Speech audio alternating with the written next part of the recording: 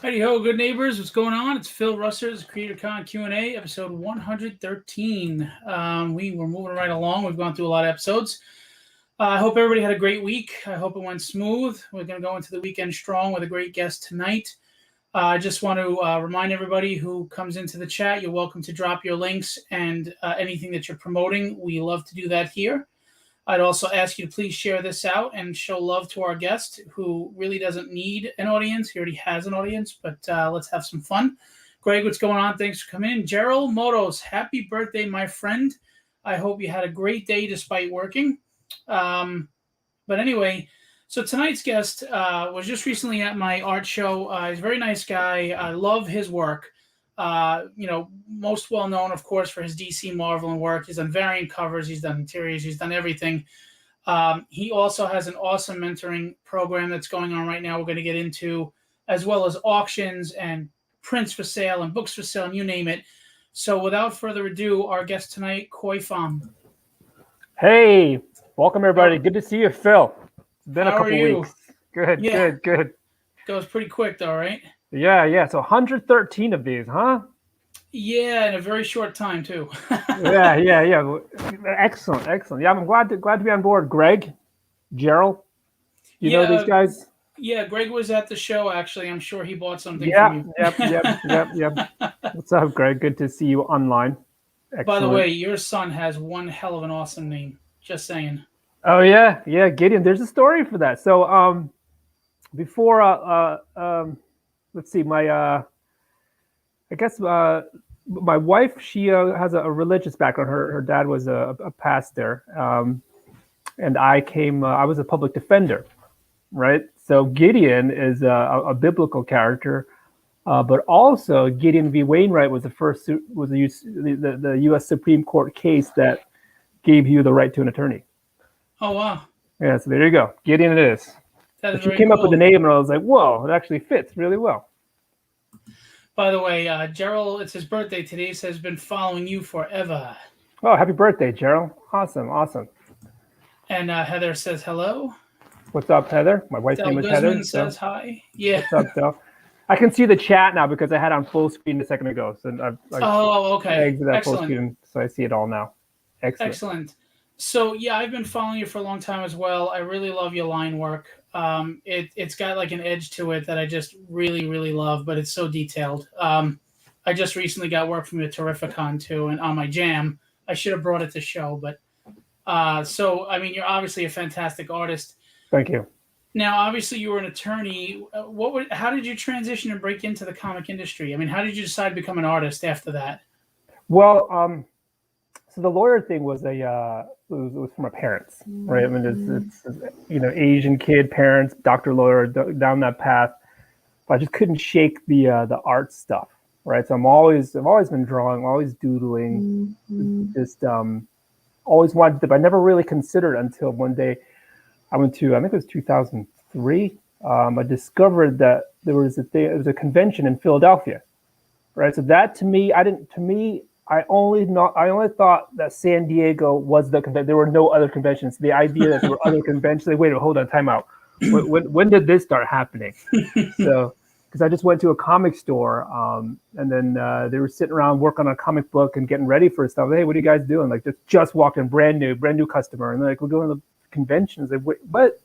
So, and I was like, well, I draw, right? So, so I got to get, like, we were just talking, and they said, oh yeah. So I looked it up, got an Artist Alley table, right? Just for the hell of it, just got a table. Just did a bunch of this back when I was more prepared for these things. I did a bunch of comic backing boards, did a bunch of sketches on them the night before. Went to the show, laid them on the table, right? $5 each. Like, they were gone in like 10 seconds. Maybe I should raise the prices.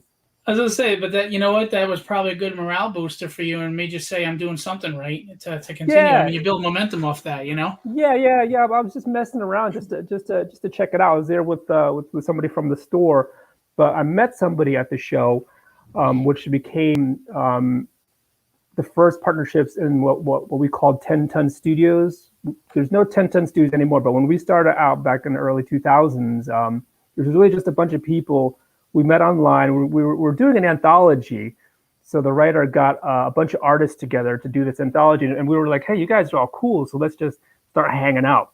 So we started going to conventions and studios just so we could have a table and hang out. Nobody was published. We didn't produce anything. The anthology, I don't think even got made, right? But it was just a bunch of like, just we just want to hang out. Because when you go to these conventions, Phil, like when you're by yourself, it's kind of tough to sort of fit in. So we were like, let's just go together as a crew. And everywhere we went, people just gravitated. Like, who are these loudmouth guys, right? Like just having fun. They seem important. We were just, like I said, nobody had done anything for the most part. But out of that crew, there was, this is the 1010 studio, right? So out of that crew, there was me, Riley Brown, Chris Burnham, right? Aaron Cooter, Nick Pitar. That goes on and on. It's like people were just getting published. And like, how does that happen?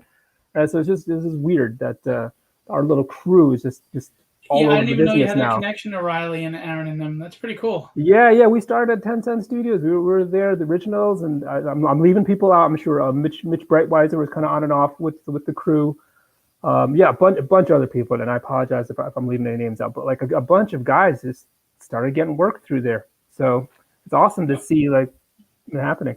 I was gonna say, to see you all grow together and you're all published and you're all doing well. That's gotta be a good feeling, right? Yeah. We were we were nobodies. We just had a sign to make it look like we were in a studio. We weren't in a studio. We were just there to hang out. So that's how we got in. So this is off script with the questions I gave you, but so how does that work as far as getting? I mean, in the comic world, you're considered a celebrity at this point. So how do you juggle that, going from you're this attorney doing all this work, then you're this nobody artist just selling $5 backboards, and now you're Khoi Pham and you've got a following, and everybody's like, oh, I can't wait, he's gonna be at the show, and I want to see him, and I'm gonna buy his books. And I mean, how do you adjust to that? That's an interesting question. The reason actually it goes hand in hand, right? And this is where like the mentoring stuff I'm doing to kind of like pass on what I struggled with, right? So when I broke in, it was hard for me it was hard to comprehend being a comic book artist, because I had to go to art school, so I was very self-conscious, that sort of stuff.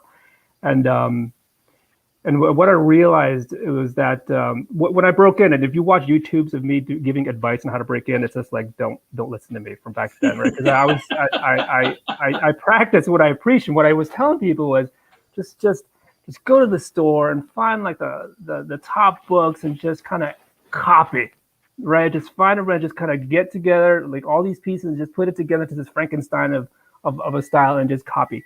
Don't do that, right? Because the worst thing that could happen from that is you actually get hired, which was my problem. So it was like the whole time I'm like, okay, so good. So I'm drawing like Lenny, I'm trying to copy Olivia, I'm trying to copy Travis, I'm copying all these people, right? But it was never me.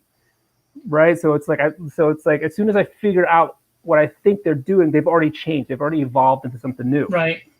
So it's constantly this is weird, just I'm growing, but I'm just like I'm like I've said in other shows, the chemtrails. I'm just following their chemtrails, and by the time I've gotten there, the jet's gone. Right. So I mean, that's the truth, because art styles constantly are evolving as people grow and continue. So absolutely. So for me, I was like, man, like this sucks, right? Like I'm miserable. I'm drawing Mighty Avengers with Brian Bendis. Freaking hate it. Brian's great, the project's great, everything at Marvel's great, but I just hate my artwork because it's just not consistent, and it's just like I'm such a fraud. I'm such an imposter, right? I think every artist feels that way at some point. Yeah, but I'm lucky because my wife's a therapist. So she's like, she basically like, dude, it looks good to me. What's the problem? Right? What is the problem? You're saving on bills. She's like, lay down on the couch, talk to me. Yeah, exactly. Basically, right? So there's been a process since Mighty Avengers to like now even, right? Where it's just like, but that I remember that first night where I was like, I just hate this. I just cannot. I'm online looking at criticism, just self-immolation, just killing myself. So she goes, all right, so who do you like? What's the problem? I want to be like these guys. So I don't have it anymore. But back then I had a bookshelf of I called it reference, but now I know it's just a bookshelf of self-torture, right? So it's just like, look at Travis Schray, look at Mike Mignola, look at Chris Barcello, look at John Rich, and it's like, look at, they're so good, I'm terrible. And then she's looking at it, she's like, they don't look anything alike. Like, what? And it's like, well, it's because they draw their way. And she's like, okay, well, why don't you draw it your way? And I was thinking, because it's too easy. It's too easy to draw my way. And she's like, well, do people like it? And I'm like, yeah, they actually do. They probably actually like it more. Then it's like, what is wrong with you, right? What's wrong with my head? Where I'm in that place where I've made this agreement where if I'm going to get paid, it needs to be hard, right? I have to make it difficult versus just drawing my way, and it's just easy. And it's like, this doesn't feel like work. Right. Right. So that's just the beginning of unpacking like this psychological mess that's in place, and just undoing it, and ultimately becomes I just wasn't confident being me. Right. There's a lot of just understanding like who I am, and learning to like it, and come to terms with it, and then feeling like exposing yourself through your art to a vast audience, and there's a lot of rejection that could happen. I mean, you're really showing a vulnerable side to yourself. Absolutely. And that's weirdly what it's one of the big things I work with people for the mentoring stuff, where it's like, you know, how do I get discovered? How do I get in comics? Right. And it's like can you show me how to draw this? Show me how to draw that. And what I recognize, I tell them, like, dude, in terms of artists, comic artists have the highest level of ability that I see across all art disciplines, right? Anatomy, position, composition, drawing, anything, backgrounds, storytelling, horses, right? Yeah. Right. The whole thing. It's like, in terms of skill, it's like, guys, you know what? I use guys gender neutrally, right? Like, you're already higher than your average artist. But what's the difference? The difference is that comic artists are raised in this. I'm not saying it's malicious or you know, like diabolical, but it's like writer, penciler, inker, colorist. We're raised to sort of like be a laborer, right? We're raised to learn how to build the stuff, but not design the stuff, so to speak, right? So an analogy I use a lot is if you buy a piece of furniture from, I don't know if you're big into furniture, Ethan Allen, right before, right? So it's like you're buying the design, you're buying the name, but you don't really care who built it, right? Right. So a lot of people who are in the comic art business, they're all like, I'm really great at building the couch. Well, good for you. All right. That's good for Ethan Allen. All right. But the customer doesn't really care. Right. So that's where it's like, how do I get discovered? There are only so many laborer jobs out there. What you want to discover is you gotta not try to draw somebody else's thing. Right. Right. You got to be able confident what you have to say. And a lot of the work is not even just the art, but a lot of the work isn't art. Some of it is, but a lot of it is, who are you and what do you have to say and why are you hiding? Right. And then that's what I had to work through to get to this. To answer your question, and that's how your style comes out. Once you figure out who you are, that's how you figure out your style, and you're no longer worried about being somebody else. Right. And you said it right away. So you get to the point right away, right? It took me like 10, 12 years to figure this out. Your art. Well, I'm old. Your art. The age doesn't mean anything, right? Sometimes it's just. But yeah, your art is just another way to talk, right? So when I draw, it ought to be the same thing as when I'm here talking to you and everybody, right? It really ought to be the same voice, the same person, right? So I see a change in my art throughout the years, and there's a comfort and a confidence there now where I feel like I don't really care how other people do it anymore, right? It's just more like I want to enjoy what they do, but it's not impacting what you do. Right. And the irony now is I look at the people who I started out just being completely, baffled by it. I get it now. Like, I can see how they do it. I can do it. I just don't want to anymore. Right. So now that I know, like, oh, you were where I am now. Like, you know what I mean? So I can break down it all now, but I'm just not interested in that now. I just want to be able to. Well, the point is you conquered that. It's like, it's like that guy who only wants the girl because she's unattainable, but once she's attainable, you don't want her anymore. Right, exactly. You realize, right? You realize that the challenge is done. It's not even a challenge. You realize that you were taking on somebody else's mission. You were taking on somebody else's agreement. Gotcha. Right? You're like, okay, that worked for that guy, but that guy's happy, but I'm still not happy. Gotcha. What happened? Right? So it's like you realize, okay, I have to stop following other guys' happiness and be confident enough to be me, Your own and journey. go after what makes me happy, right? And that's kind of where it's at. So to answer your question about how to handle all of this, I think it's great because to me it's I don't see it as celebrity. I see it as connections, right? So we live in to borrow a phrase from, I guess the book's The War of Art or Icarus Deception. If I forget what book we read a lot of self-improvement books in this house, right? But we live in an art economy now, right? Where the industrial economy is over, right? It's not about streamlined mass production, and we see that, right? We see like people aren't interested in mass-produced things anymore. It's more about you cook at home, uniqueness of right? You're connecting with people now. So so I love it, right? To me, I'm just trying to connect with people, just connect as much as I can, especially this past few years with the pandemic, right? Like when it started, conventions were done. And I was hearing about people just completely not being able to handle it. All right. Right. I'm a comic book artist. I stare at four walls all day long. Was no difference to me at all, except there were just more people in the house. Right. But to me, it's like, okay, I want to do something. Right. I want to do something. So I made it a point to just like to reach out to people and just post something every day. Right. Right. And since that started, how long has this been? Or it feels like last 19 year, but months. it's been like, like going on 2 years now, right? So that's why I started posting, and I started working on genuine connections with people.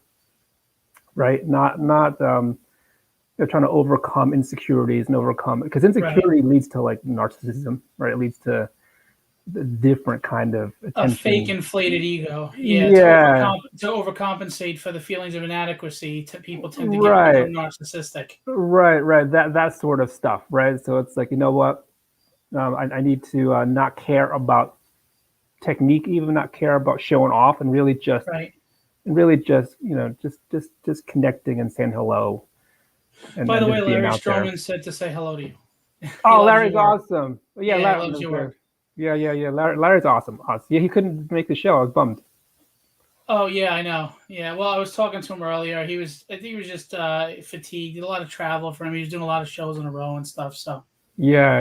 Larry's great. Alien Legion, all this stuff. X Factor, big fan. John J says good evening. What's up, John? James says hello. What's going on? We have a few questions here. Fire away. Wants to know if you feel stressed, if you feel less stressed going now that you're in art as opposed to being an attorney. That's a good question. Stress. I guess it's a happier kind of stress. I don't know. It's probably the same, but it's more about like, this is where I'm supposed to be. Right. It's stress that you feel is worth going through because you have passion about what you're getting stressed about. right. Something like that. Right. It's really where it's like, yeah. I'm still growing. Right. So this journey is still like a work in progress for me, like it is for everybody. Right. And there's it really is just trying to get everything in line with getting my voice lined and getting, like my purpose and all this lined up. And the stress is that just means time to take action, right? So to me, I'm constantly moving. Now, you said you hadn't gone to school, any traditional formal education on art, and obviously you would never know by looking at your art, but have you ever encountered any, I don't know if jealousy is the word, or attitudes or snobbery of people saying, oh, you didn't go through the schooling, or anything like that? Or have you always just garnered the respect of your peers and nobody's ever had an issue with that? Not to my face, fortunately. So that's usually how it is. Yeah, I haven't experienced it, but I'm sure. Yeah, I don't know. To me, in terms of like drawing comics and just being being an artist in general, it is so 1 foot in like academia and 1 foot in like old-fashioned apprenticeship, just do-it-yourself kind of thing. So I don't even know how many people have gone to art school, how many people haven't. Right? To me, like just my unofficial study, it's been like 50-50, right? So I mean, if you're gonna pick on someone who didn't go to art school, I don't know, there's other people that kind of imagine. But yeah, I don't. To me, it's what's up, Glenn? I see it's depends on what works for you. You know what I mean? So some people, the classroom setting works. because And some the people class, just hands on. Let me get in there and get my hands dirty and do right, it. right. Some people Yeah. just have a different pace, right? So it really depends on what works for you, right? So to Because me, you it's deal with egos in any industry. There's always ego, and you always run into somebody. yeah. I fortunately have not had that encounter. Knock on wood, right? So Yeah, don't. knock on wood. Yeah. Yeah, right. Yeah, no, not here, not with me. I work really hard to me, it's like, what is school, right? School is a place where you are schooled, you get schooling, right? You can do that yourself.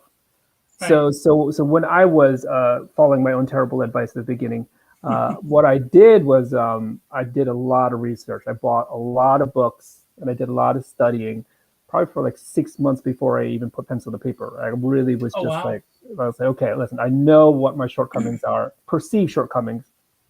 Now I know, don't really need it.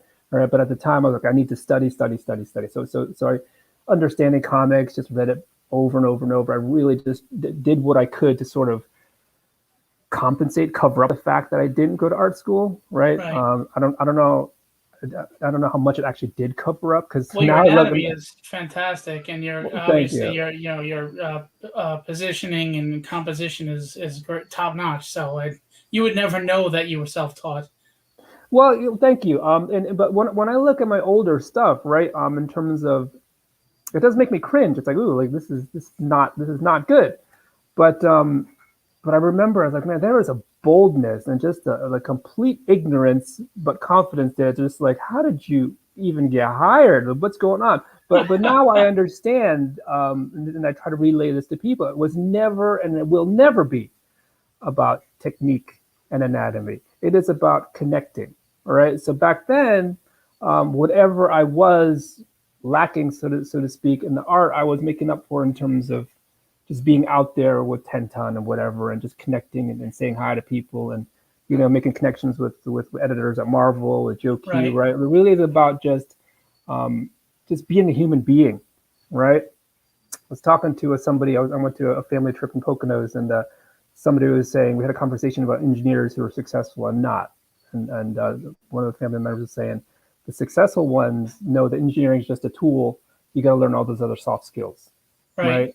And I'm doing a lot of these podcasts now, and I'm hearing like, wow, artists just, they don't really speak very well. And to me, as a former lawyer, it's like, I don't understand that, right? A litigator especially, right? But it's that ability to connect. So what people need to realize is it's not even the art, right? If you can connect in any way, that puts you in as good a position as anybody Right. to have a career in art, right? So the Jim Steranko's, right? The Rob Liefelds, you name it. Starenko is a storyteller, boy. Yeah, He's interesting when you talk to him. yeah, He's got an iron grip for his handshake too. yeah, right. So, but it's like He's it's more personable. than, He connects. It's bold. Yeah, and absolutely. his art is bold, right? And so it's like that art is Jim, It's his personality, right? right? Rob's art is Rob. Like, getting your clear message out is what causes the connections. You don't have to like the message, right? Not every message is going to be liked. Right. But to me, I appreciate the art when the artist is almost synonymous with the art, right? You see the art, like Mike Mignola. Of course, that's the way he draws, right? Like you see these things, like, of course, that's the way they draw. That's what I appreciate, not just in comic art, but in everything, movies, music. All right. So that's Absolutely. so yeah. So that's kind of what when I look at my stuff now, like with a different lens, it's like, all right, I get it. All right, and it plays out even now when I'm posting stuff on social media, right? I could spend 6 hours on a fully painted piece, all right, and then like 30 minutes on a Spider-Man head sketch. Guess what gets more likes? The freaking Spider-Man, right? So it's like, so I'm passing this on to people, like, don't make the mistakes I've made. So the people who like the Spider-Man, they get it. It's a connection, right? Like, thanks for making me feel, happy with this character. I mean, it's a pencil sketch, so thanks for letting me peek behind the curtain and understanding how I can see you drawing pencil. Like, that's what I see when I see someone penciling, right? I see it's like, Right. thanks for like the code, right? Thanks for sharing. There's an intimacy here, right? Versus a fully painted piece. where's the connection, right? Here's who I'm appealing to at that point. I'm appealing to other artists who are trying to steal from me. That's cool. That's cool. I do it too, right? But like, when you see like super produced, super fine pieces, it's an exercise for other artists to see, Right. not necessarily the audience, right? You know what I'm saying? So like, well, because your audience is also not, a lot of them aren't artists. They just like what they see, or like you said, they connect to that character or the organic pencil lines that they right, feel a little more connected to you as the artist. Absolutely. absolutely. So, or a little message that comes with the art, right? Right. So what I've discovered is that there is an end, like where an art piece can be called finished, right? It is where the audience has already received what they can receive through that connection. Anything more, you get marginal returns. It gets less and less and less. Where now you're just appealing to like the jazz musicians, right? People who really want to study the intricacies that nobody really gives a crap about, right? So to me now I've really discovered that, and I understand that now. Where it's like, am I just going to do this as like self gratification, or am I really going to connect to people, right? So now it's like I look at somebody else's, and I see I'm trying to connect. I'm not trying to impress other artists. I'm not trying to do those things. If I do, that's nice, thanks. But Your otherwise, focus is also off. If you're focused on all that, you're not focused on your craft or just your journey or what you're happy doing. So why your waste your ultimate focus? audience, right? So a lot of people I work with, it's like, please stop looking at other people's artwork and making yourself feel bad. I know I've done it. It's a drug. It's hard to shake. But ultimately, you just have to find out who your audience is and be like, who are my people? What are my experiences? How am I connecting with them, right? And then just focus on that, and don't what's the expression? Look a gift horse in the mouth. I don't even know what it means. But literally, what does that mean? But I understand the idea of it, right? Like if you have an audience that appreciates you, give them the attention, right? Don't go to some other place that just makes you feel bad. Glenn is a big fan of your work. Jim, who's an excellent artist, by the way, said he can relate to everything you've been saying. Anvu, how are you? She's a great supporter in the industry, the indie community, and she's an excellent artist herself. Oh, good. Hello.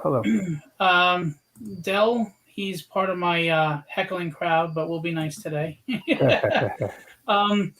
So, you were talking earlier about the industry and where you're going, this and that, and then you got into art and you were working your way out. What was your first big break in the industry for those who don't know? Ooh, okay. So, man, I don't even know how long I've been in this thing. Let's see. So, I think my first published piece ever in any comic book business was Marvel's What If Spider-Man the Other, like the book with the most colons in the title ever. So it's like, what if Spider-Man the Other? All right, so that was the first thing with Andy Schmidt.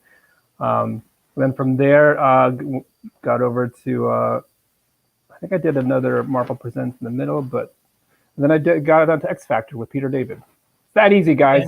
That's just kidding. That's where I latched on to you. yeah. So that's How did your parents handle you deciding to change over to art, or your family in general? Yeah, that's If you don't want to get into it, don't get into it. It's okay. No, it's cool because that is what I work with people on in terms of like overcoming. I get people who mean well, quote unquote, whether it's true or not, don't know. But let's assume they mean well, right? Mostly they're just speaking out of fear. They're speaking out of other places. It's a weird thing where it's like supportive, but make sure you keep your law degree or keep your law license. It's like, okay, that's super supportive, thanks, right? It's like that, but it's interesting, and it's I don't know. It's well, either way, you proved everybody it was the right decision. Yeah, well, I enjoy being a human being for finally, and then just kind of getting out there and connecting, and the world is so divisive, right? So let's try to connect and kills me. Right, and just individually, right? Just kind of. Yeah, Ann was saying family pressure is tough, and based on your point before, you're saying it's a big point you made. There's so many different styles now; it can be overwhelming, which is true. What was the favorite title that you've worked on so far? Oh, that's like asking me my favorite kid. Easy. Just kidding. I like all of them. They all have their own thing, right? Like Peter David is awesome, freaking hilarious. Like I love his writing. I remember just getting a script from Peter and just laughing, just not even just. I'm like he lives reading a 5 book. minutes from me here in Patchogue. Oh yeah, that's right. That's right. Yeah. So Peter's great. Greg and Fred on the Hercules stuff, great. Obviously Brian Bendis is awesome. Dan Slott, the Avengers, and Chris Yost on Scarlet Spider. You It just work with goes some on and on amazing and on. writers. Yeah, it's like really cool and right. And Ben Percy over at DC, and I'm sure I'm leaving people because there's so many awesome people. You know what I mean? It's just it's been awesome. So everybody just kind of had their own little thing, right? Um, yeah, it's a lot of fun. They're all good. They're all good. They're all a lot of fun. Do you prefer like doing the variant covers or the interiors? Like, do you really love getting to sequentials and storytelling, or? Um, here's where I'm at these days. I remember reading an interview with Esad Ribic. I don't know if I'm pronouncing the name right, but I think that's how I pronounce it. So. yeah. He's a big man with hands like this. By the way, have you ever met Oh, him? I played softball with him with the Marvel DC softball game in San Diego like He's a very several nice years guy, though. back. He's a his art is him. Like it's another example of like just meaty, beefy, larger than life. It's him, right? So that's awesome, right? So, but yeah. So someone asked him. I could be completely butchering this, but let's go with the paraphrase.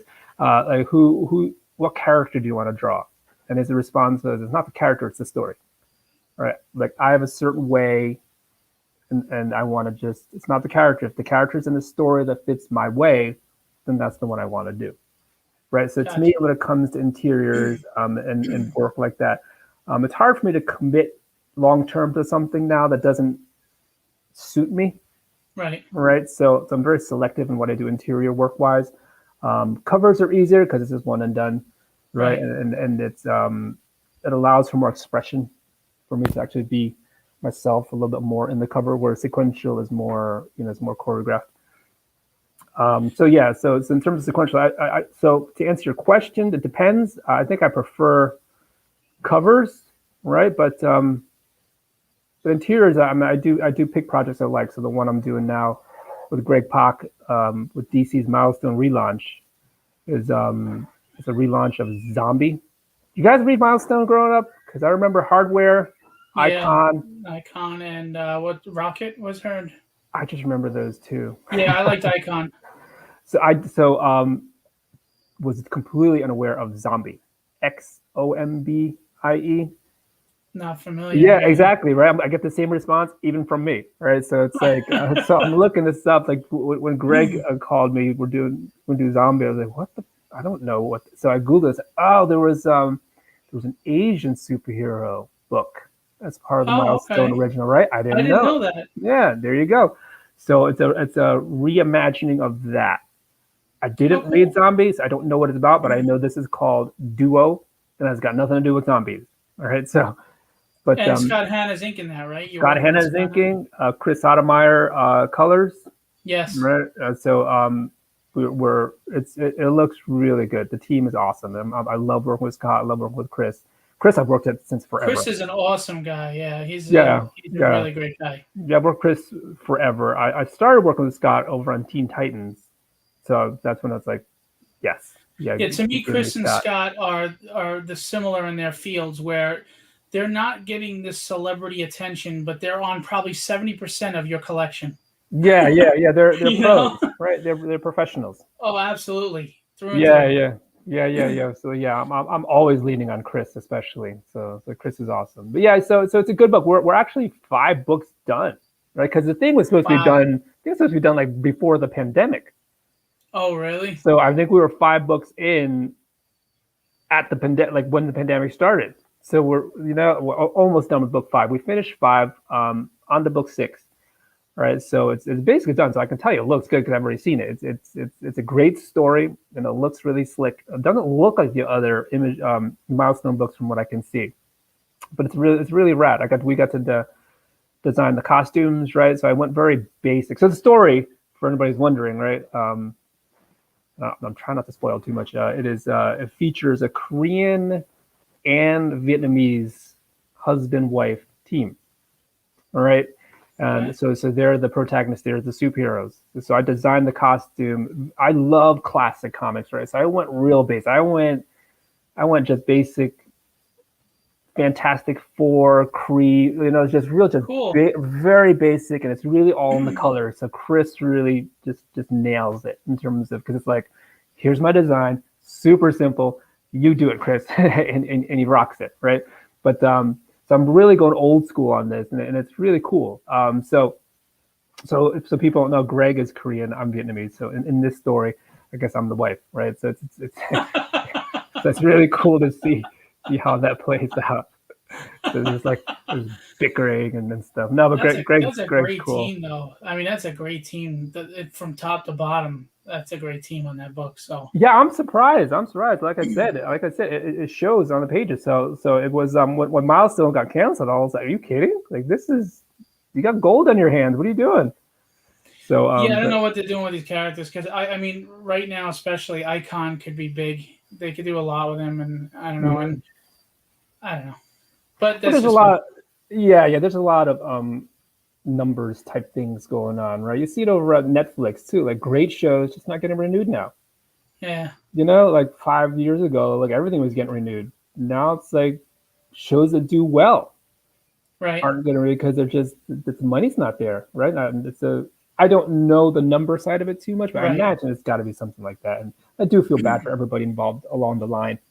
Yeah, at the end of the day, it comes down to what money are they making off of it, if any. So. Yeah, so I do generally feel bad, but I think we live in a world where we're resilient. There's an abundance of opportunities here, right? So one door closes, two doors open, right? So that's how I see things, and absolutely, that's we'll be better off. Yeah, we'll be better off because everything. So where it pinches one end in terms of like there's too much competition, there's too many outlets. Well, guess what? As creators, those outlets are available to us, right? So and we're creating new outlets. I mean, that's the whole point. Right. You have a book out, right? Like there's all kinds of places where we don't have to go through the traditional gatekeepers, right? We can do our own stuff now, even more than what the image guys were doing. Right. So which leads to what I was going to ask you, but Jim is asking, have you considered doing your own creator-owned project, via crowdfunding or with Image or something like that? A lot of guys are doing it. Yeah, well, I'm doing a story in my newsletter. If you go over to the website down below, where's my hand? Yeah, we're going to go on it. Actually, we're going to show it. Yeah. So there's a newsletter where I do a creator-owned type stuff, but there are ideas to do more Kickstarter types things. This will probably turn into a Kickstarter once I get further along with it. But my hands are in a lot of projects right now. I'm doing a comic book. My wife and I, Heather, we do volunteer work a lot, and we're part of the Spring Festival. And one of the people we know started what's called the Boston Legacy Foundation, where there was a Black African-American doctor who served in World War I, came back to our area here, out this in Lansdale, PA, was where he settled. He took what he learned from the war, started the ambulance corps here, one of the first ambulance corps, and he founded the hospital here. So the Lansdale Abington Hospital, he founded. And there's nobody knows about him. There's nothing. I was just about to say that you wouldn't even know. Yeah, like he is. So the hospital itself didn't acknowledge him, right? Like, really? Yeah. So his nurse he worked with, who I believe was also his partner, right? She lobbied. It's like, you guys got to recognize him, and nothing. So the most she could do is she erected it. She put a plaque on a wall, like across the street from the hospital, right? So that thing's there, but people walk by, nobody knows what it is, right? She was white. He was Black, right?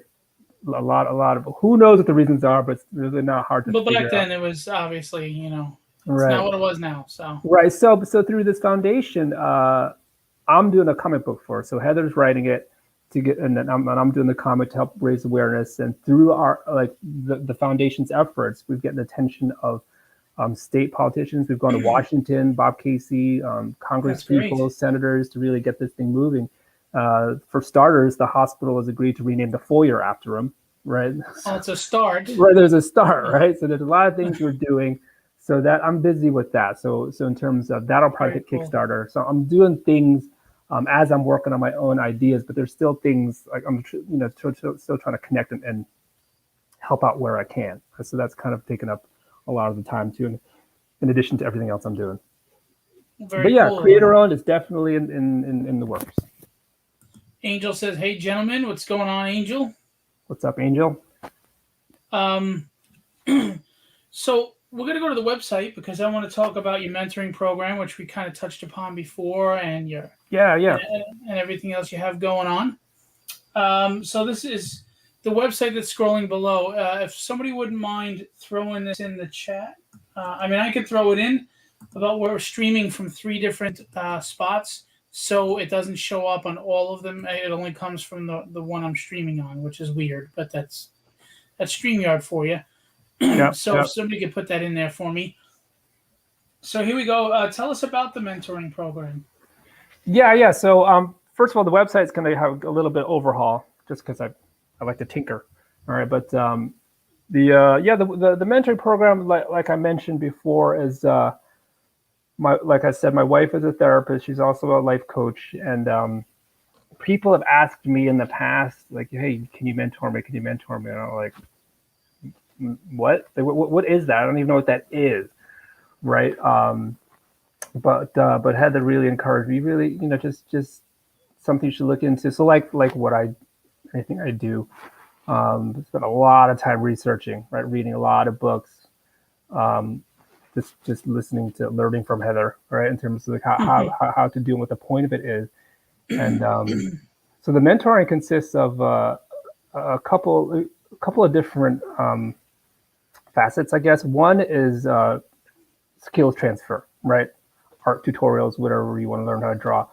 But I always go into it saying, like, listen, I can teach you whatever you want to learn artistically, right? But the more interesting thing, though, is like, what do you want to do with it, right? So a lot of the mentoring is coaching, right? So what coaching is different from like therapy is that in therapy, let's start with therapy. In therapy, it's more like looking back. I'm completely just simplifying for the point of this conversation. Just looking back and sort of analyzing what got you here. Whereas with coaching, I really enjoy it. You're here. Where do you want to go? All right. What are your goals? And how do you think you're going to get there? Right. Not what I think. What do you think? Right. And helping them set realistic goals so that they can win, they can succeed. Absolutely. Like, think big, right? Like, set those goals, like, right? Like we have these agreements in place, like, for example, like starving artists and breaking in is difficult. Like, none of these things have to be real, right? You come in with that mindset, you're already, the expression, shoot for the stars, get the moon. Well, a lot of artists are like, you know what I mean? Shoot for the end of the road, hope for the moon. Like, what do you know? Like, you can't do that, right? So it's a lot of it's that mindset stuff where, like, you guys gotta stop thinking that way, right? Don't tell me it sucks, it's hard, I'll do it for free, and then say I also want to work for Marvel. Like, how is that going to work, right? So it's a lot of it is like, hey, think big, right? Think like, okay, let's assume you're working for Marvel in DC. Then what? All right? What's the point of all of that? And when you really figure out what these goals are, right, then it becomes clear, and then it's like, okay, so how are we going to get that in 5 years, in 3 years, 1 year, 3 months, right? How are we going to get there? You tell me how you want to do it. And then the rest of my job is accountability, right? A lot of times it's just like, even like Tom Brady, if you follow sports, right? Serena Williams, doesn't matter how successful and accomplished you are. There's always something they probably want to work on that's outside the system. Right. And it's like, so they on their own may say, like, I want to learn how to dribble better, like Steph Curry, but like, I need someone to do it with. Wake me up at 5 a.m. and drag me out of bed and do it. Right. Even though I'm a millionaire athlete, right? Like this is what I need. So a lot of it is that, where it's like, like you said, let's set winnable goals for the week. Right. You want to work on this. You think if you did this, and this, it'll work. So let's do that. All right. So let's make sure you do it. And you learn from that too, because if something doesn't go right to that goal, then you know how to adjust the goal post. You know how to shift. Exactly. And you know what I'm not finding, Phil, is that a good number of them, I don't want to say half, including me, the problem is distractions. Right? So 50% of the time, their assignment is sit still for X minutes a day and just keep track of how many times you've been distracted. That's it. Don't log how much work you've done. Don't try to do a page count, right? Don't say, I want to draw this many things. No, just count how many times you've been distracted. That's it. All right, that's all you do. Yeah, I hear that a lot, man, from all my artist friends. I hear that a lot because you're working from home in a studio. There's TVs, there's children, there's radio, I just don't feel like it today. I don't want to sit in front of this thing today. Yeah, and like I didn't invent this stuff, right? This is from Nir Eyal's Indistractable book, right? But it's like these things. It's like, oh man, right? Like that's what it is. So when I get people, including me, it's like I've figured this out. I've read this book. I've done it.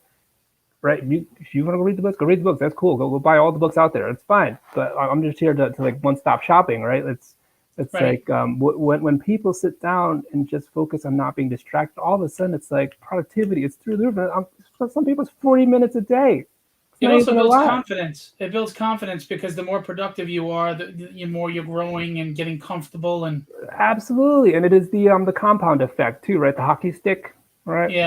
My finger keeps going off screen. Hockey stick, right? So you see nothing, or should I go down? You know nothing, and then. Psh. But a lot of times it's like, stop, reinvest, stop, reinvest, and it's like I work so much. I've been doing this so many years. But if you stop, you pulled your money out and you have to start all over again. All right, so I don't care how long. If as soon as you stop, you're starting all over again, pretty much, right? You're going to be consistent, absolutely. Right, so it's better to do 40 minutes a day than do 4 hours a day and then do nothing for the rest of the week, even though total it's more, but you're not really building off it because the next time you're starting all over again. You're probably repeating the first 3 hours of your 4 hours. Right. Like there's 40 minutes a day, whatever it is that works for you. So we go through a lot of these concepts and just have someone behind your corner, right? Like when I was doing this, oh, you can't do it. Marvel says that to everybody. Everybody thinks you're going to break, and there's just like so much negativity. Just like stop. Like, can someone please just say yes? I'm in your corner. So right? You're an art instructor and life coach. Well, basically, that's what it comes down to, right? And it really is. But you're right though, because your skill set is your skill set, and yes, you can grow and you can learn, but your mindset is what drives everything. Right on, man. Exactly. And it's confidence, right? And it's confidence. And comic artists are the worst, right? Because it's like, love me for my Batman, all right? But don't look at me too close. They're like, that's what it is. It's like, what you're promoting Bob Kane still? Like, what's going on here, right? like what? Or Bill Fingers, right? To attribute it properly, right? So it becomes like, you are invisible, pal. All right. And it's like, how do I not get noticed? Because you don't want to be noticed. Right. So a lot of life coaching comes from like, let's avoid the narcissism, right? But let's just try to be confident in what we have to say. Right. And humble confidence is always a good thing. Yeah. The humble confidence and there is a bit of it is coaching. There's a little bit of like therapy involved. That's where Heather comes in sometimes. But really, it's like you ask a comic artist to draw something, and it's just a blank.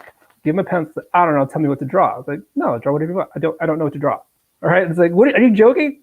All right. But I'm like that too, and because we're just so used to being told we're so not confident, we really have nothing to say a lot of times, or if we do, it is so buried that we can't recognize anymore, right? You ask a comic artist to draw something, it's just a blank.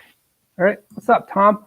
All right, you know what I mean? So that's the thing that I'm working with. Is like, have something to say already, all right? In terms of like working with writers and stuff, I'm all over the place, Phil. So reel me in if you need to. No, you're good. No, you're good. This is the stuff that makes the world go around, man. People forget about this human stuff. human part of things. Right. So when I was working with Bendis, like I'm a Mighty Avengers, I get a call from Brian Bendis, right? And he was like, "Hey, it's Brian. How are you? Like, what do you want to draw? Like, what do you want me to write? Essentially." And I'm like, "Are you like this is Brian? He's what?" so I wish I could have just come back and just slapped myself on the head, but to me, I was like, I'm gonna be a good laborer and just say, Brian, whatever you draw, I'll love it. I'm good with anything. Right. Is that what Brian wanted to hear? No, right? What Brian wanted to hear was, oh, this is what I'm going to draw. This is important to me. This is what I want to say.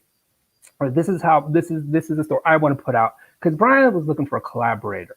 Right. Right. So I wish I could go back and say, like, no, answer it, like, be yourself. Yeah, but you know what? Never wish that. And I'll tell you why. Regret doesn't do anything but bog you down. You learned from it. If it didn't happen, you wouldn't be where you are now. Right. You are right. You're right. So you're correct. You're correct. So I shouldn't say wish, but more like it's something that I recognize an opportunity. Right. And the same thing. Right. I'm on the phone with freaking Mark Silvestri. Right. And it's like, wow. I'm telling you guys now, if you're ever in that situation, know who you are, know what you want to say, know what kind of story you want to say, because people are looking for collaborators, not laborers, right? If anyone's looking for a laborer, they're probably going to take advantage of you, right? I mean, that's how it goes. So if you ever got on the phone with like a Bendis or Mark Silvestri, you gotta have something to say, all right? You gotta have something to say with your work and your future work, etc. And you gotta know who you are. And that's where a lot of the work comes into, in terms of like, we're called comic artists, but are we really artists? Right. So, and we have, and everybody, you get what I'm saying? So a lot of the stuff is, I'm going off on a tangent, but. No, you're fine. Yeah. Greg was asking, why is it that so many artists seem to not believe their art is any good? Yeah. So, because they don't think they're good, right? That's just my armchair therapist. I think it goes further than their art. It's about their own self and their self-worth. If, like you said, your art style is an extension of who you are. Well, so is your lack of expression through art, right? Yeah, exactly. That lack of confidence. Yeah. So that's the short answer. So as far as the mentoring, how does it work? Are there classes you set up for? There's a registration page here. Yeah. So for the mentoring, what it is, it's a 3-month program for the individual mentoring, right? So I'm working on I'm gonna start taking applications for group because individuals getting full and doesn't really quite serve all people's needs. But for the individual, it's a 3-month program.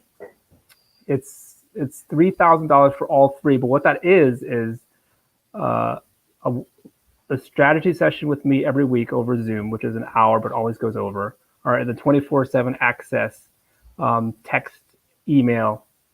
I create a Dropbox. You can just load up stuff. I comment. So just really just nonstop. So to me, it's like some people, they're just like doing assignments every day. Hey, what do you think about this? What about this? Like multiple times. So what you put into it is what you're going to get out of it. If you're receptive to whatever you're looking to collaborate. So if they are dropping a lot of art in there, you're going to give a lot of feedback. If they're reaching out to you regularly, you're going to be responding regularly. So what they put into it is what they're going to get out of it. Absolutely. And to me, I believe we all have the answers within, right? So I'm not going to tell you what's good or not good, right? So if you tell me this, what you think, yeah, of course, we're going to do a little vetting it a little bit. Right. But ultimately, if you're the kind of person who's like, I want to learn something new every day, that's what we'll do. If you're the kind of person, I just want to chat for an hour every week, that's what we'll do. I'm not going to tell you what will work, what won't work, because these are your goals that you're setting. Right. And I am here, right? I have a lot to bring, but I don't know what to teach. You got to tell me what you want to learn, right? And so it's like it's kind of that's what it is, right? So a lot of this stuff is it's very tailored to each person. Okay, excellent. And are you accepting people to apply right now? Not quite yet. So we're gonna have to create. We're in the final phases of getting it set up Okay. to do workshops. And as if everybody didn't know, when you go to Instagram, Khoi does a lot of live Instagram videos. He's drawing live. He's going through processes, things like that. He's talking with you. So that would be a very micro sample of kind of some of the things that you would see with mentoring. Again, I say micro because it's multifaceted. There's so much more to it than just him drawing and talking to you. Um, but you could obviously, his skill level. You can see what's going on, and just talking to him, building the foundations of your confidence, your self-esteem, what your goals are, where you want to go, and then of course working on your actual artistic ability, the craft itself. So I mean, it's a Right, fully right. well-rounded thing. I think is wonderful. Yeah, thank you. Yeah, the live draw, we were calling it drawing with intention, and that's both a microcosm and a macrocosm, right? Where it's like, what is the point of what you're doing? All right, what is the point of your presence on this planet? Like, what are you trying to say? What are you trying to do? And it could also be like, what's the point of drawing that building this certain way? What's the Right. point of putting that satellite dish there, right? So Well, everything is what was the point of that composition, that angle, that camera angle you correct. used? Where did that come from, and why? Correct. So to me, when posed the question, what is your intention? All right. If there is no answer, then that's what we're working on, right? That's Gotcha. where it becomes autopilot. You default to kind of boring, right? But if there's intention, I remember talking to somebody about like the soles of shoes, right? So many times it's just that default flat, Right. soles, right? But not when people started doing like the treads, it's like that's cool, like that was intentional, like that stands out, right? Those sorts of intentional decisions is what creates style and creates connection and creates art, right? And that's what we all want. Absolutely. Just to show everybody too, you have beautiful prints for sale here. You have your comic store, a lot of the books you've worked on, variant covers, etc., collected trades, auctions. You do art auctions. Yeah. So with the for we did 21, I think 21 straight live draws. When I say we, it's like me and the Pham squad. So it's me, it's my daughter Sam, her boyfriend Steve, and Heather. Um, she's on and off. She's usually lurking. So we do that just kind of like, again, just get out there and say hi to people, just put a face to a name.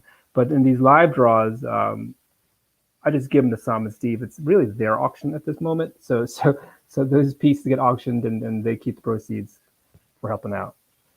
Very cool. And of course, you have a newsletter. Everybody take a look there. Sign up for the free, nice family newsletter and get access to exclusive content. Very cool. Um, so I wanted to ask you. You were talking about maybe at some point you do your own creator-owned IP. Uh, what would your creative team be if you could pick a team, or would you write it and ink it and pencil it and everything? I mean, who would you pick? That is a good question. Yeah, that's a good question. I think if we're my mind right now, it would be I would be doing all of it. But Cool. if I were to pharma, I'd probably have one of my kids help with the colors because they're all very artistic, and so they're That's all good cool. with that sort Family of stuff. project. That'd be great. Yeah, they're really good, and they play music. They're it's all good. So but yeah, I don't know. I mean, I really haven't thought that far because I really have a distinct. Because to me, it's like if I'm gonna do it, it's my chance to say something, right? So Right. to me, like everything, I want to be intentional about. Right. Right, but who knows? Once I get going, it's like this sucks. I'd rather have Chris color, and I'll call Chris into color see if he's available and pay him. Is Right. there a book or title or character that you haven't drawn yet that you would love to draw in your career? The major publishers. Man, I have drawn in one way or another almost every character, but in terms of a book, I, I'm new to the DC world. I'd be down with a Batman book. I know there's like 50 or 80 or 100 of them. So, but So you got a shot. I got a shot, right. What was a memorable convention and or fan moment for you? I gotta tell you, I was at San Diego, like a whirlwind. I was doing a signing at the Marvel booth with Joe Q, and it's like only a couple years in, I felt like this is weird. This is surreal. Like here I am at San Diego Con with Joe Q, Chief Editor in Chief at Marvel, doing a signing at the Marvel booth. Like, how did I get here? So that definitely stands out. That's But generally, cool. it always feels that way. Like, but now it's like, you know what? It's like we're all people, and it's just like it's all cool. Joe's people, we're all people. It's all good. But that does stand out as like the first, like, I'm a complete fraud. Well, like you said, you overcome those things, and they Yeah. become peers after a while. You're less Yeah. fan and more peer. Yeah. Exactly. So the question I ask all my guests, my last question is it's a little deeper. It's if you could go back to the younger Khoi when you were first starting out in the industry, knowing what you know now, what advice would you give yourself? Yeah. I just answered this earlier today. What I would say, among other things, but the one I just came up with this today, I'm going to repeat, is dream bigger. Right? Like to me, like Marvel was like that's unattainable. But looking back, bigger, even bigger. Right? So that would be my advice. It's like why cap? They're your dreams, man. There are no rules. All right. Listen, you're talking to a man that just I mean I'm a small time art rep and I got one of my artists on Vampirella and I reached out to Chief Editor and said let me write a Vampirella book. I just sent them the email. I mean, why Yeah. not? Like you said, if they say no, they say no, but you're still where you were standing. Yeah. Exactly. Well, it's funny because my wife, I talk about her a lot, don't I? She handed out this thing called Rejection Therapy to like everybody in the house, right? And it really is just a set of cards, and it challenges you to do things where the it will probably be a no, right? Right. So be like go talk to a stranger and ask the stranger to sit down and take a break with you, right? Just ridiculousness, and you just have to get used to being told no, right? So it is along those lines where it's like the worst thing that can happen is the You're right universe where says you were no. before you asked. Right. Exactly. Nothing is lost. Right, but if you set too low, you don't even ask, you won't even get it, right? Well, it's the old adage: if you don't get in the ring, you have no chance of winning the fight. I mean, none. Right, or the Wayne Gretzky thing, right? You'll score zero, whatever, I forget. If you don't shoot, you don't score, whatever. I'm Right. totally butchering it. You can look it up. Right? But it's the same idea, right? If you don't, like there's a 100%, well, whatever it is, okay, I'm going to try to stop saying it. But yes, right, you got to shoot if you want a shot. If you don't shoot, you're definitely not going to score. I Yeah, agree. that'd be my advice. Just like as big as I thought Marvel was, it is so. Because I hear all the time now, oh, I want to work for Marvel. It's like, been there. All right. Once you've done it, then what? All right. And that's the thing is, especially with the indie world growing as it is, there are so many more outlets out there that if you think big and you work hard and you believe in yourself, you have so many opportunities that you didn't in the 80s and 90s. In the 80s and 90s, it was, unless you were Kevin Eastman, it's either Marvel or DC, really, and then Image. But yeah, now you could self-publish and you could do a lot of things and you have a lot of opportunities. But like you said, it starts from believing in yourself, being your own individual, and just following your own path and go for it hard. Yeah, and having intention, right? My buzzword. Just like Yeah. you got to set that goal because so many people just go on autopilot. It's me too, right? Like it's just like if you don't have a goal and you like to keep busy, what the hell are you doing? Right. So that's especially for the busy types, right? You got to have a goal in mind. You gotta have an intention. You got to think big, and anything else that distracts you from it, you can't do it. You have to stay on task. I'll give you an example. Glenn here, he's high on the spectrum of autism, and he wrote his comic. And I helped him find some artists for his comic to get it going and everything. And Alex Sinclair is going to color a cover for him. He showed me. It's like a fantasy D&D type stuff, right? Yeah, and he told me that he wanted to show the world that you can be autistic and still achieve your dreams. And, that's a perfect example right there. Yeah, that's awesome. That's awesome. Brandon helped him. That's awesome. I mean, you could easily, I always say they easily find reasons not to do something. But there's only one reason to do it, because you want to. You're passionate about it. You care about it. I mean, that's the best reason, right? So that's just me. But look, thank you so much for joining us tonight. It was really fun talking to you. Everybody should check out the website. It's there put it up again, khoipham.com. They're going to be starting up the mentorship program soon, so you should really check that out. I think it's actually going to teach you more than just art. You can learn a lot from that. There's the newsletter, there's auctions, there's prints for sale, comics. It's really a one-stop shop for everything. And of course, check out Khoi's live streams on Instagram that are happening all the time. Is there a specific time slot? Because I just always check it when it's on. We're actually reinventing it, so we're on a little bit of a break. So you'll be just stay tuned for when it relaunches. Gonna kind of increase production value a bit on it, so we'll see where that goes. Will you be at New York Comic Con or Baltimore? I will be at Baltimore, not New York. Yeah. I will see you in Baltimore then. Awesome. See everybody in Baltimore. Yes. Stop by his table. Tell him that you believe. Yeah, exactly. Well, Khoi, thank you so much for coming out. It was great having you as a guest. I really appreciate it. And, yeah, man. You're a good guy, Phil. Glad to help. Thank you. And anytime you want to come on, if there's something to promote or whatever, please do. And everybody, check out the new Wild. Hello, I almost said Wildstorm. The new DC Milestone. Thank you. Book that Scott Hanna, Khoi Pham, and Greg Pak and Chris Sotomayor are the creative team. It's going to be awesome. It's Zombie, right, with an X? Zombie with an X. Actually, I'm also doing something else with Chris. I might have to come back to promote with you with Andy Schmidt's Comics Experience Publishing.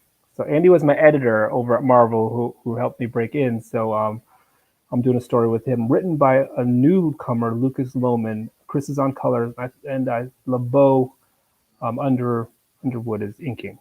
So very cool. That'll be fun too. So, but that's early in the process. So awesome. Yeah, you're welcome on anytime you want. Anytime you just say, hey, Phil, I got this to promote or whatever. Cool beans, man. Cool.